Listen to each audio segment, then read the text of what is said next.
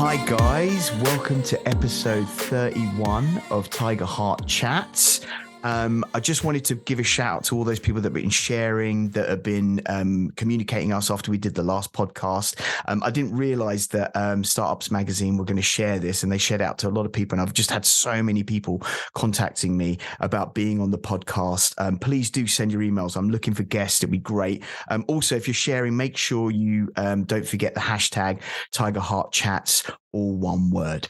Now, I've got someone really special for this episode. She's someone that I've worked with last year for a couple of months, and she was a really inspirational person to work with. She's just really great in the room. She's just very methodic with regards to her thoughts and how she articulates herself. She's so cool that my wife is a fan of her. I want to welcome to the stage the mindset and career coach, Dina Silbermann. Hi there. How you doing, Dina? Yeah, I'm good, thanks. I'm really good. It's so good to have you on the show. I know we've been following each other on LinkedIn. I've seen you, just with regards to like your career and stuff, changed over the last few months. So I wanted to get in contact with you. So it's really brilliant to have you on the show. There's going to be some people that are listening to this who don't know much about you.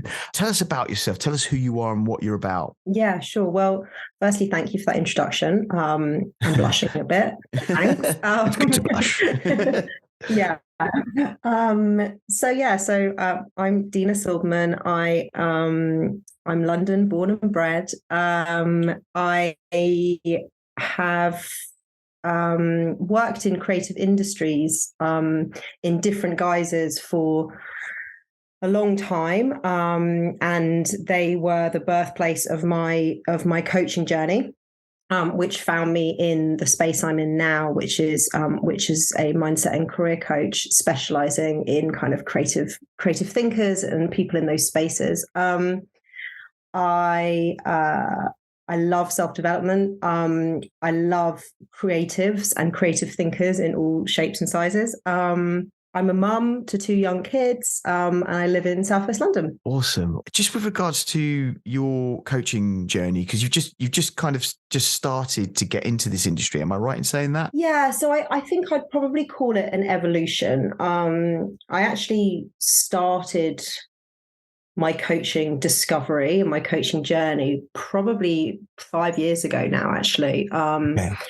And for a lot of the time between then and now, I have been coaching, but a lot of it was internal. So it was within creative agencies and marketing spaces, working with peers, colleagues, people that I knew in the office. More recently, so in the last 6 months and beyond, I've kind of branched out more into a private coaching practice where I'm working with lots of different people from different spaces. Amazing. And how did you get into the coaching industry? I've always been somebody who's been very driven by self-improvement. So, from a very young age, I've kind of always tried to drive self-improvement in myself through definitions of success that have mostly come from society versus my own choices. And that served me really well until a moment in my career where I kind of got a bit lost. And it was when I first became a leader. So it's when I first took on my first team. It was my first director level role. And I was offered a coach within the company that I worked for. And I didn't really realize at the time that kind of self-improvement, self-development work existed, that there was something that you could actively commit yourself to that would improve your understanding of yourself and therefore your own definitions of success and your own kind of goal setting. And had I would say a truly transformational experience with that first coach. Wow. Where I not only did I unlock kind of what really was going on for me and my own relationship with myself, but I also found a passion for the practice, and that sort of set my trajectory off in the direction of becoming a coach myself. Wow. So you've been doing this privately for just over 6 months, but were you doing it sort of here and there beforehand? Yeah, I was. So I was doing my training across the course of sort of 2 to 3 years in and amongst having my kids. And as part of that training, you have to do a lot of coaching practice. Right. So the diploma that you get through the International Coaching Federation requires a certain amount of coaching hours. Amazing. So yeah, that was where I got a lot of my coaching practice, was within agencies that I was working for at the time. But also beyond that, so once I did get my qualification, I then started branching out through word of mouth, through people I'd met, through starting to kind of spread my wings beyond my employed role, if you like, getting to know other people and realizing that actually a lot of the work that I was really interested in are challenges that most of us face. That there are similarities in a lot of the work, and that I could help people beyond the kind of the agency that I was in at the time. Just from your experience now being a full-time professional coach, what has been the common thread problem you've found with your clients from your experience working as a coach? Yeah, so I think for me, I think it all comes down to understanding and yourself well enough that you know how to cultivate your own self-belief. Right. And what I mean by that is I think a lot of us, based on the world that we live in, the society that we're in, the amount of external validations of success that are around us, we look externally to define our own self-belief. So we look at our job titles or our salaries, or we compare ourselves to other people. And there is a point where that doesn't always serve us well. It can get us so far, but often when people come to me, it's because they're not able to cultivate their own self-belief. And that means they're a bit lost because they can't see the path for themselves. So what I focus on is a series of key elements that help to build out resilience and self-belief from the inside. Because once you start to cultivate that and get to know yourself well enough that you know who you are and what you stand for, your direction of travel becomes clear and your own success metrics become clear. And normally, whatever the block is, whether it's the promotion that you're looking to get, or the industry that you want to enter, or the lack of certainty as to what your next step should be, if you do that internal work, that block lifts and it becomes clear. That's amazing. Do you think there's a problem in society at the moment with regards to like external validation? Yeah, I do. I think it's a big problem. I think it's linked to a lot of the problems we've always had in society, which is that we're given certain constructs within which we're expected to meet. There's an expectation that you go and get a job and you do X, Y, Z, and I think within businesses, the next run up is considered more successful than the run below. Yeah. But I also think we have a bigger issue at play. Well, I think alongside that, we're all facing like chronic overwhelm in terms of the amount of information and direction that we're given every single day. So I think what that means is that it's much harder to stay connected to yourself. It's much harder to be able to navigate and stay true to who you are when there's constant information coming at you from social media, from the TV, from your colleagues, from your work, from what you can see other people achieving. And I think I think you have to actively work at protecting your own self-belief and mastering the way that you do that personally for you.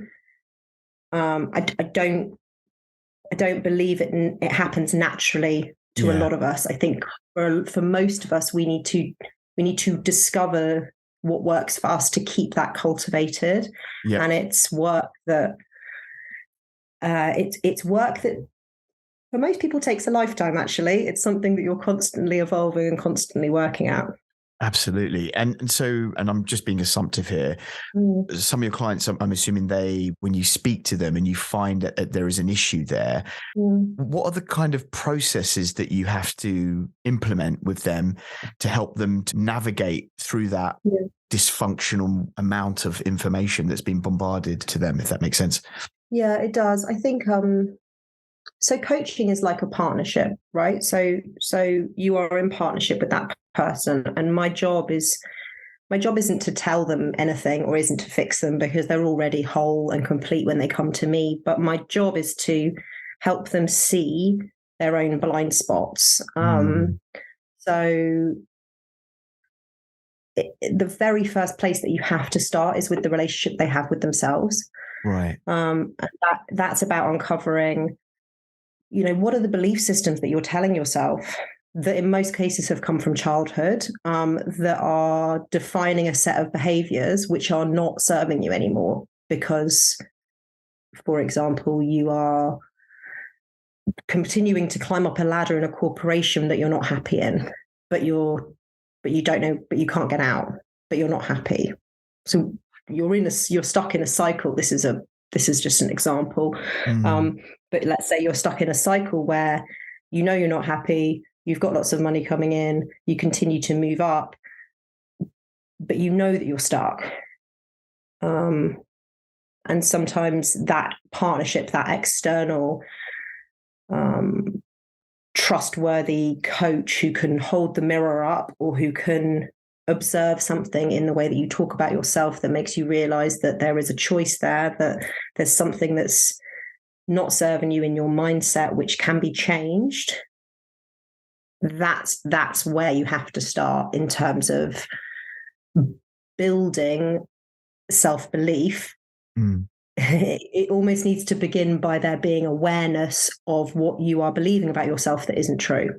Yeah. Does that make sense? Yeah, no, absolutely. I mean, the beautiful words. How do some of your clients feel when they do recognize those blockers? I'm assuming there's a myriad of emotions there, but what are the things that are expressed to you when they do realize that these things are holding them back? It's a really good question. I think the reality is it can be quite confronting, right? Because what happens is you come to these conversations with an opinion of yourself that is normally the opinion you've held about yourself for your entire life, and suddenly that is not the reality anymore, and it's quite unsettling. It can feel quite disarming for you to then be faced with the fact that actually some of this stuff that was so rooted in who I believed was me isn't. Like it doesn't have to be that. It can be anything else that I want it to be. And I think that that's part of why the coaching relationships needs to be built on trust, and it's about creating space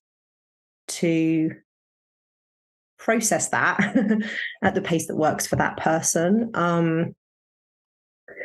And so in one way it can be quite confronting. In the other sense, it can be massively liberating. And it's one of the things I love most about what I do is when you can actually see someone's body language change when they start to realize that this thing that they've been carrying about themselves that's been stopping them is something that they have control over in terms of what they do with it, versus it being something that they just have to battle against constantly. I think that's why I asked that question, because I do feel it does create a very, I don't want to say the word volatile, but it's a very kind of energetic place to engage with someone, because as you say, it can inspire them, but also it can make them question who they actually are, which is a really important step. What you've just said there is, you've really broken that down in a clear and beautiful way. And I'm sure loads of people listening will get a lot of value from that. And it's kind of brought me to the next question, which I was going to save to a little bit later, just with regards to your journey now as a coach. It sounds like it's really fulfilling for you. Tell us about that fulfillment. It's remarkable. When I first started doing this, it was, it's like any passion, right? When you start doing something, you have this impression of what it's going to be like for you. and what it's going to do for your life. And the more you do it, the more you realize it's sent you in a completely different direction, but equally wonderful. I've realized that coaching literally feeds me. Wow.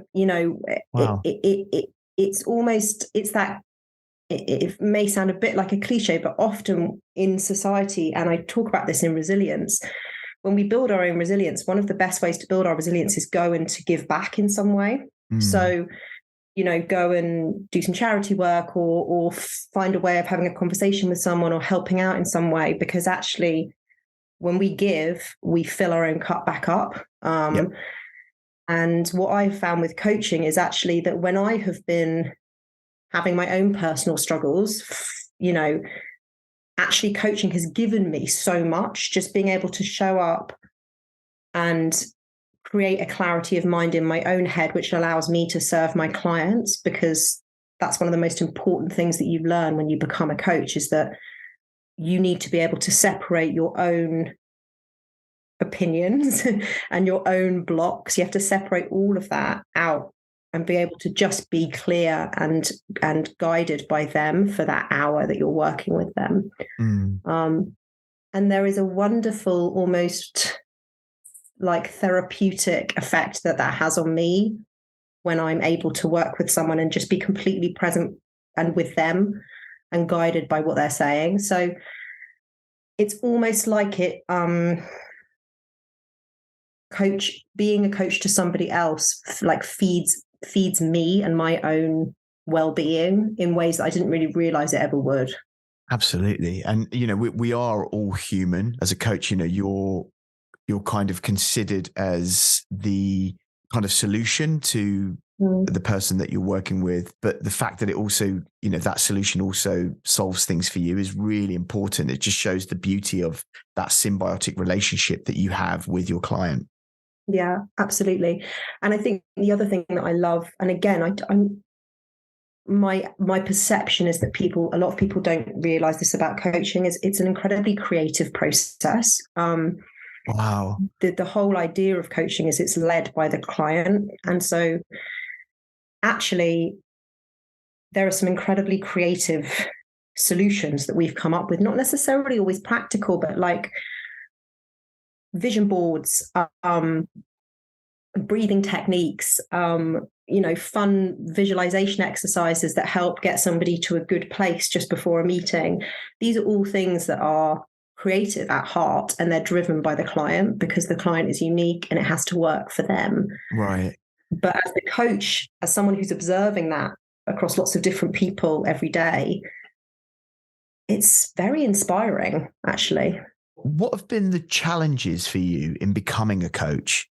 Well, so to become a coach, you have to almost break yourself down and rebuild yourself, because your relationship with yourself has to be good enough that you can identify when you are falling into your own habits of limiting self-belief or letting your own negative self-talk define your decision-making. So it's that stuff isn't always fun, right? It's quite messy to face all that stuff and sit with that discomfort. But that's where the magic happens, is you have to get through that to come out the other side and have an understanding of yourself that allows you to show up for your clients. So I think there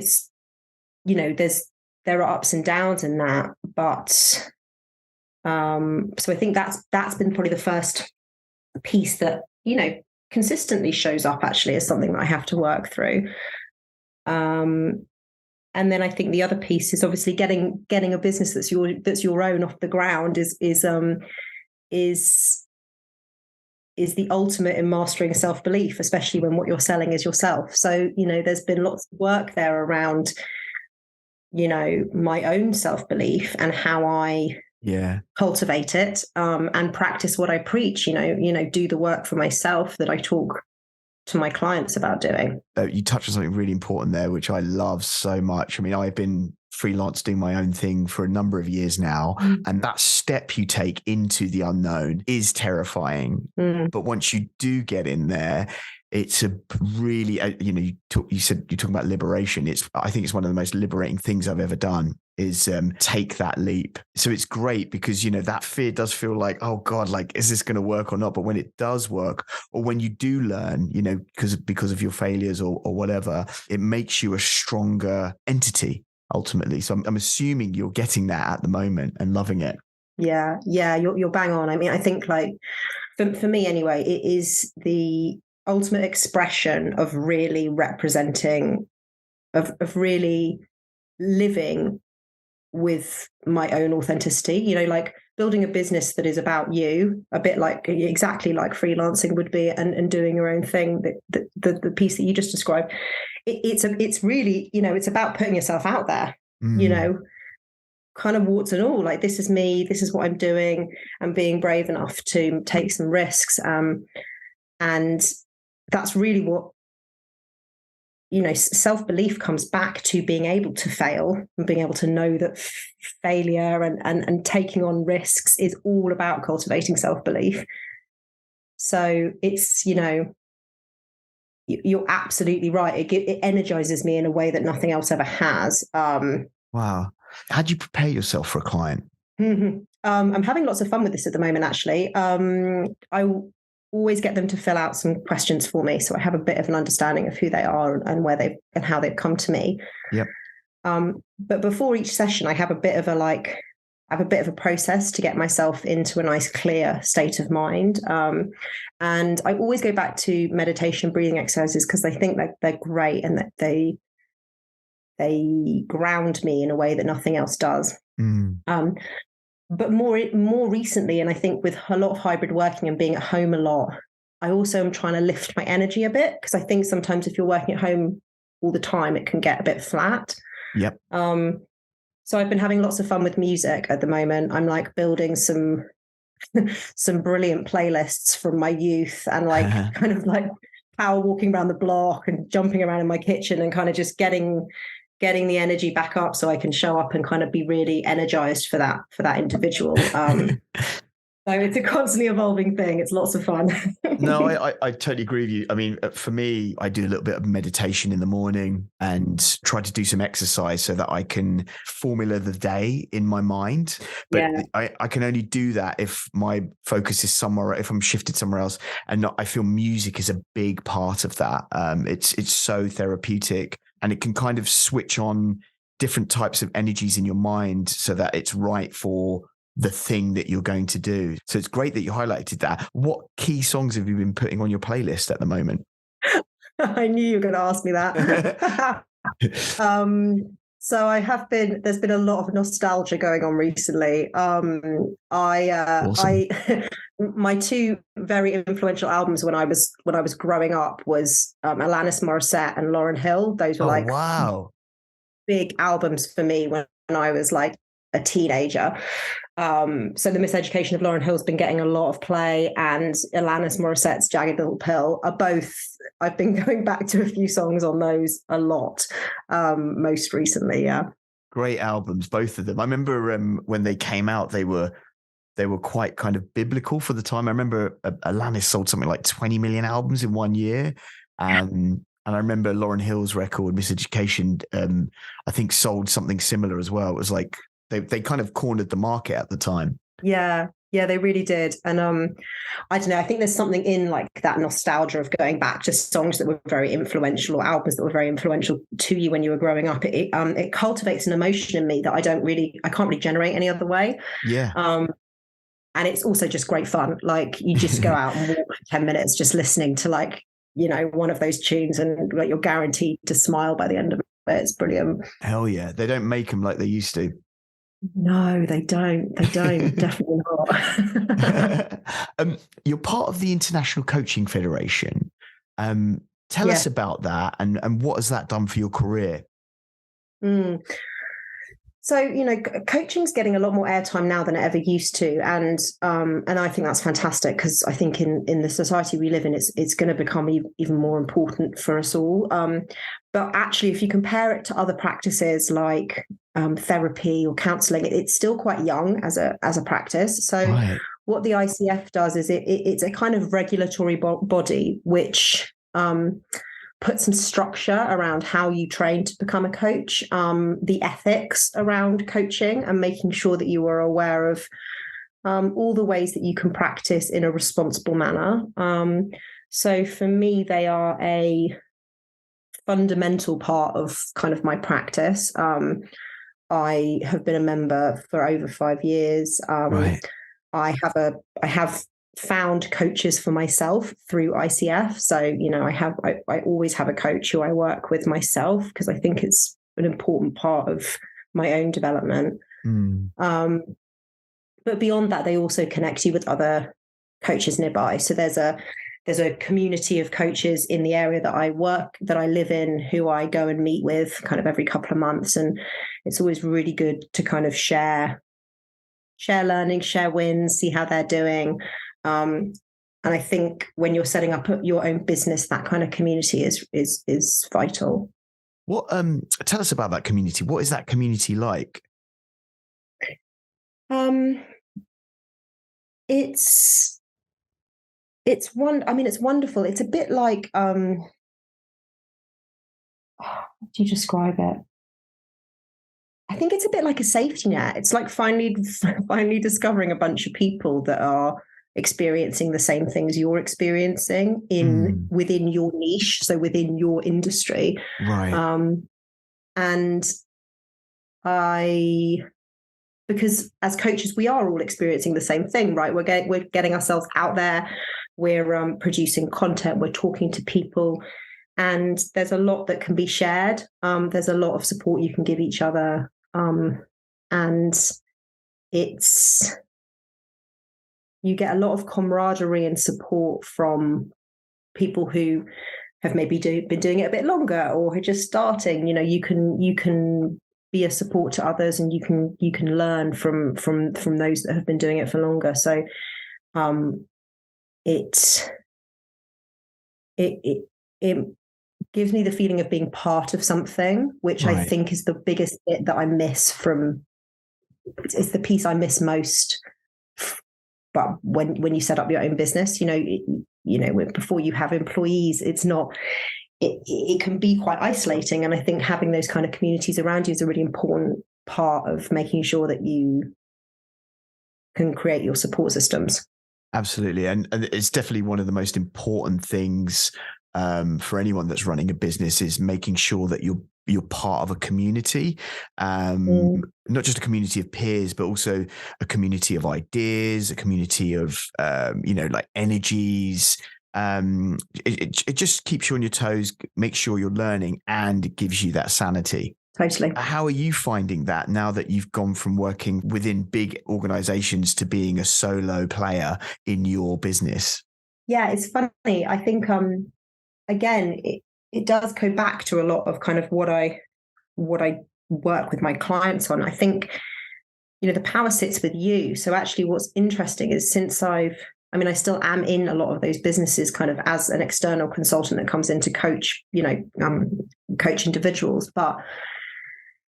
But for myself, it becomes your responsibility to create that support system for yourself. And so suddenly you start kind of activating it a little bit more than I had ever done before, which has actually been really fun. Like, there are some amazing mums in the playground where my daughter goes to school. I've got a little community there of people who are sort of doing their own thing, building their own little businesses, maybe not in the coaching space, but there's a lot of similarities in what you go through. And there's a ton of fantastic coaches on LinkedIn that I'm connected with, who I'm speaking to, regularly, and who, we help each other out. If one of us is hitting a block, we'll just jump on a call and do an hour's coaching for them, help them get past whatever's stopping them, and send them on their way. And then they'll do the same thing for me 3 weeks later. So I always describe it, and I've done this for quite a long time. I describe it as my own sandbags, like when people put sandbags up by the sea to sort of stop from flooding. It's like building your own sandbags, and that is your responsibility. If you want to go out into the unknown, as you described it, and kind of take that risk and take that plunge, you need to build your sandbags. You need to build the people around you who are going to be able to lift you up and support you when you have the days where you are sort of questioning a few things, or maybe, something hasn't gone the way you wanted it to. So I've actually really, really enjoyed it. And it's given me a lot of joy actually to get to know these people better and be able to support them as well. Amazing. I just want to touch back on your experience with the International Coaching Federation. You mentioned that you had to learn about the ethics of being a coach. What ethics surprised you, or what ethics within that formula were things that you hadn't have considered? That's a good question. I think one of the most important things about coaching, and at its purest, what coaching is all about, is it's not about telling or giving answers, right? So in comparison to, say, mentorship, where somebody comes to you go to a mentor because they are 10 years ahead of you in their career and they can offer you guidance and advice on certain situations.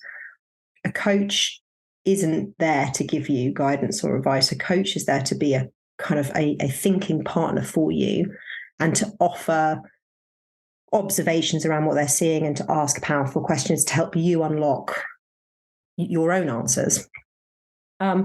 And one of the things ethically that's really important is you are in a position of power as a coach, and you need to, it's not about influencing, I think, is the important thing. Right. And actually, coaching isn't about influencing that client in any way, shape, or form. They can make their own decisions. They can drive their own path. What you're there to do is help them see the stuff they can't see in their own minds. Right. So ethically, I think that was one of the most important things that I learned when I went through my coach training, was how to, and it comes back to a lot of the competencies that you learn when you become a coach, active listening, being able to gently interrupt, but generally to leave the floor for the client. You're guiding them, you're giving them structure, but really they are the ones driving that conversation. They are the ones dictating the agenda for that session and what they want to get out of it. Just with regards to your coaching experience and all this information you've given, thank you so much for that. I know people listening will get so much value from it. Let's take a sidestep and let's talk a little bit about your career as you were heating up to become this mindset coach that you are now. You've got 10 years of experience in client servicing within creative agencies. That's how you and I met. We've worked together at a creative agency. How has that shaped your career and also your perspective as a coach? Such a good question. I think, I think agencies and marketing agencies are very unique, special places. Honestly, I kind of landed in the experiential and marketing agency space without a lot of thought. It kind of just sort of happened. And then I sort of threw myself into it and ended up, 10 years later, still in that space. But with this coaching piece alongside it. And it's taught me tons. I think you have to learn how to communicate with people. You have to learn how to build relationships. You have to learn how to look after clients, actually. And I think that is a tricky thing. And there's a lot of skills that I think at the time I just saw them as being something I had to do the job. And I look back now and I realize that those skills I'm using those skills every day in coaching, in life, in so many places.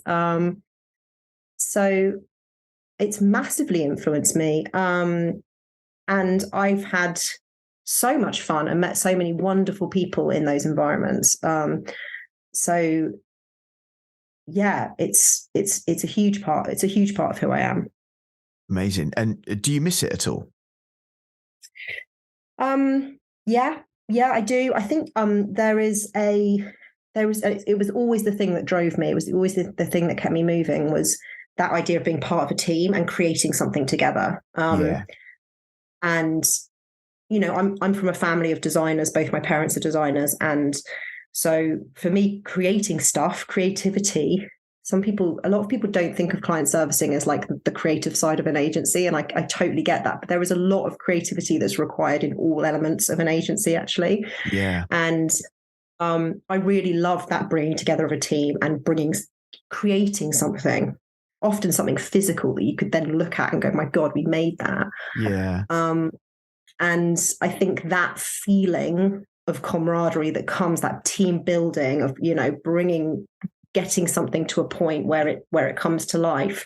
Yeah, I do still miss that, actually. I had loads of fun doing that for years and years and years. What changed with regards to your mental priority to make you take the sidestep? It came down to what was authentically going to fulfill me. That was the first thing. Yep. As I say, I had so much fun. My 20s working in events and marketing agencies was brilliant. We did some great work. It was massively influential. But what coaching gives me in terms of fulfillment, meaning, vision for what I can, I guess the impact I can have on the world or on the people that I work with, that is what drove me. And then the other key part is, I now have a family. I have 2 small kids, under 5, and I think that I do believe that it does get harder in some of these environments when you have small kids to get the balance right. And so for me, there was a part, the main focus, the main drive was the fulfillment and what it gave me in terms of what I wanted to do with my life. Yeah. But as a business owner, where you own your own business, you ultimately end up with the flexibility that I was also craving in order to spend the time with my kids that I wanted. How do you balance being a parent with your work life? It is a constantly evolving thing. Firstly, what I've realized is that if the work that you're doing truly fulfills you, and you know that is your purpose, then you make it work. Yeah. You find the balance. You go the extra mile. You do a couple of hours work on a weekend if you need to, because you wanted to be there for pickup on Thursday or whatever it was. You kind of you find a way because it's what you need. Yep. A lot of being a parent is about filling your own cup up so you can be there for your children in the best possible way. And I think one of the key things I learned when I had my girls was, if the work isn't totally 100% worth it, if I don't leave my desk at the end of the day feeling like, even if it was a bad day, feeling like it was worth it because the bigger purpose, the direction I'm moving in is where I want to be, then it's not worth doing, because I'm not spending time with my kids to do this. So I think there's a big piece in that. When I do my coaching, it fills me up, so I then show up for my kids in a better way. Yeah.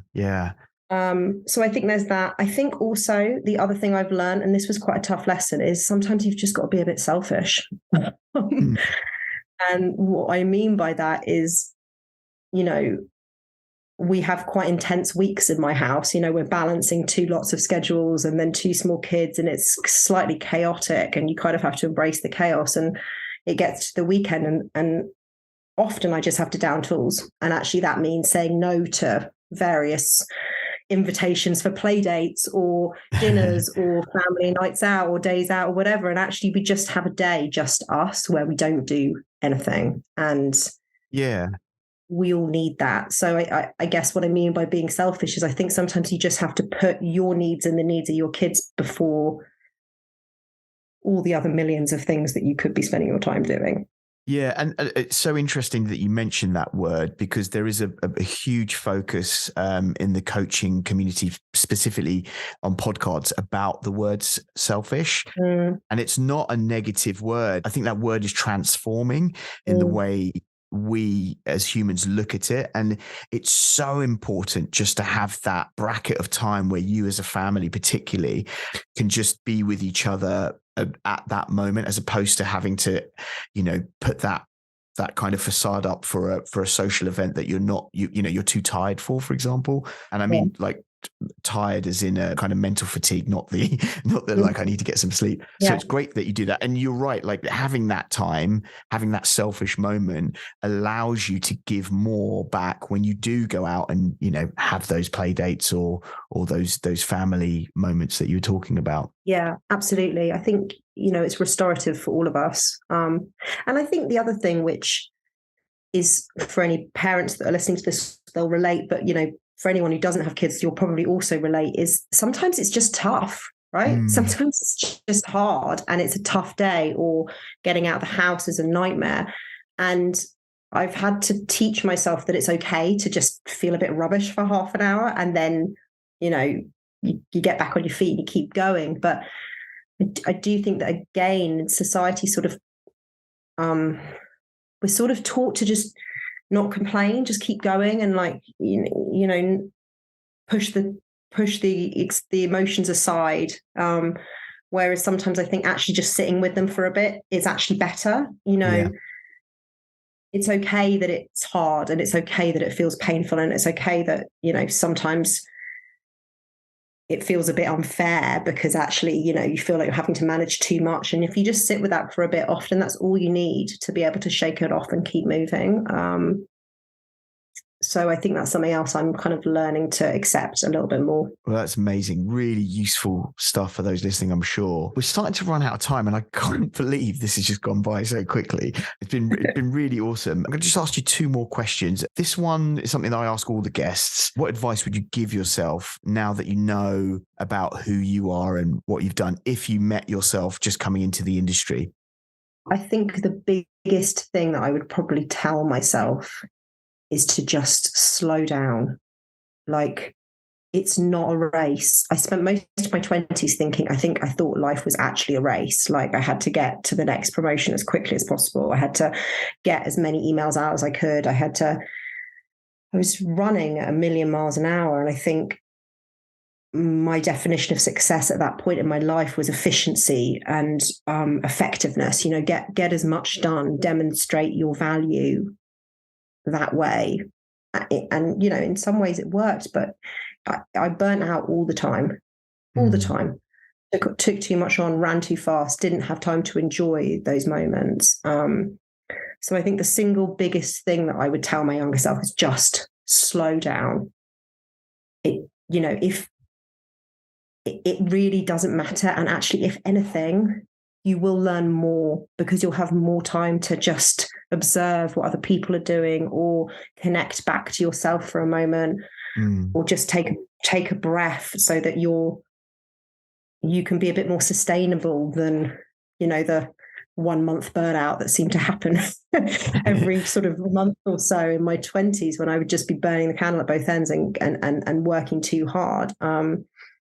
So I think, that would be the biggest advice that I'd give my younger self.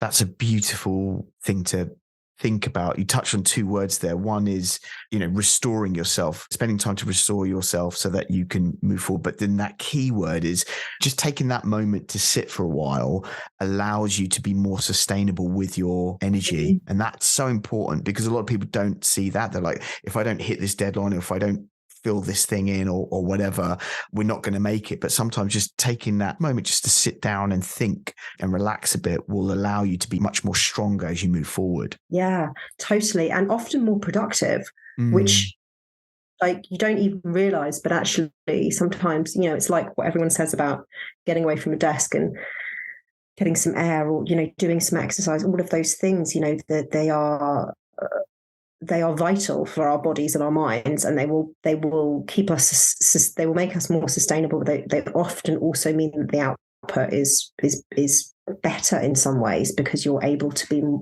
clearer in your approach. So I couldn't agree more. Dina, we've come to the end of this amazing discussion. I've got a hot feeling that so many people listening to this are going to want to contact you straight away.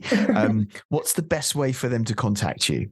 Yeah, so probably the best way is through my LinkedIn profile. So you can just direct message me on there, or request connection and then message me. So that's Dina Silbermann on LinkedIn. And do you want me to spell it, Sanj? Or so I'll put the link to your LinkedIn in the liner notes to this podcast. Let me spell it for you just in case I've got it wrong. So Dina, which is Dina, yeah, and then Silbermann, which is Silbermann. Is that right? Yeah, that's right. Awesome. So those of you listening, just get on LinkedIn, search Dina Silbermann on there, and she'll get in contact with you straight away. But Dina, thanks so much for this. Really appreciate your time. As I said before, I know everyone listening to this is going to get so much value from it. Thank you. Thank you for having me. It's been really great to chat and share stories. I've really appreciated the time. Awesome. Those of you listening, I hope you got a lot of value out of this. I know I have. If you are sharing, please make sure you use the hashtag Tiger Heart Chats, or one word. Wherever you are, whatever you're doing, please be good.